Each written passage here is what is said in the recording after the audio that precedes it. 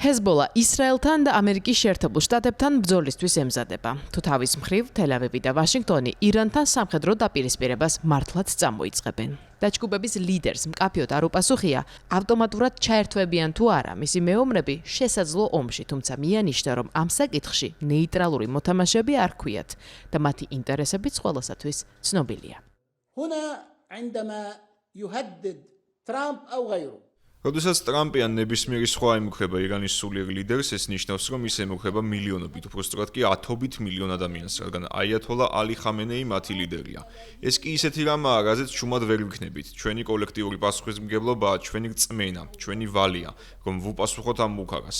ჩვენ მოწდინებული ვართ გამოვიყენოთ ყველა ზომა და მოვემზადოთ ამ მუქარაზე საპასუხოდ. ჩვენ ამ მუქარას განვიხილავთ როგორც პირდაპირ საფრთხეს, მათ შორის ჩვენი მისამართთაც. ამიტომ გვაქვს იურისდიქცია ამ გამოწვევას შესაბამისად ვუპასუხოთ. გეტყვით, რომ გასული 2 თვის განმავლობაში რამდენიმე მხარემ გულწრფელად და მკაფიოდ მკითხა, ჩაერთვება თუ არა ჰეზბოლა, თუ ისრაელი და ამერიკა ირანის წინააღმდეგ ომს დაიწყებენ. ჩავერთვებით ჩვენ თუ არა, ამას განსაზღვრავს იმ მომენტისთვის არსებული სიტუაცია და დეტალები, თუმცა ჩვენ არა ვართ ნეიტრალურები.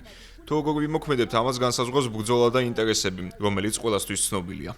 ჩვენ აქ ირანელი ხალხის მიმართ სოლიდარობის გამოსახატად მოვედით, რადგან ირანი ყოველთვის გვიჭერდა მხარს, ისევე როგორც ყველა მოწყვლად ადამიანს არა მხოლოდ ლიბანში თუ ღაზაში, არამედ მთელ რეგიონში. ესაა ჩვენი პასუხი მათ მიმართ, გვერდში დგომა.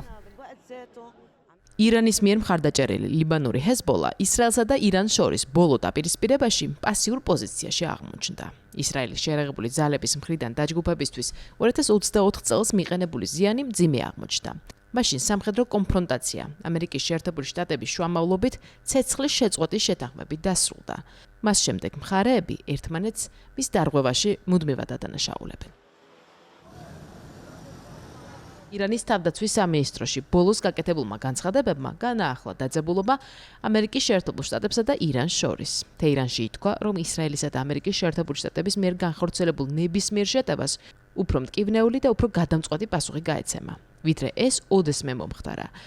საბრძოლო მზაობის გაზრდაზე აქცენტების კეთება სწორედ ირანიდან დაიწყო. ამას მოყვა ირანის მიერ მხარდაჭერილი იემენელი ჰუსიტების მუქარაც, რომ წითელ ზღვაში ხომალდებზე თავდასხმისთვის არიან მზად.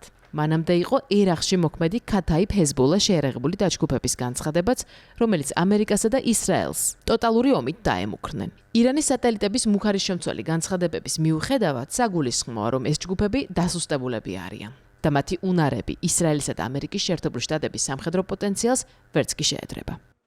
ისრაელის შეერაღებულმა ძალებმა სულ ბოლოს 25 იანვარს გაავრცელეს ვიდეო ჩანაწერი, სადაც ლიბანის სამხრეთით ჰეზბოლას პოზიციებს წარმატებით შეუტიეს. ჰეზბოლას განიარაღება ამერიკისა და ისრაელის საერთო სტრატეგიაა. მხარეები ლიბანის ხელმძღვანელობას აჩქარებენ ჰეზბოლას სამხედრო არსენალი უფრო სწრაფად ჩამოერთვას.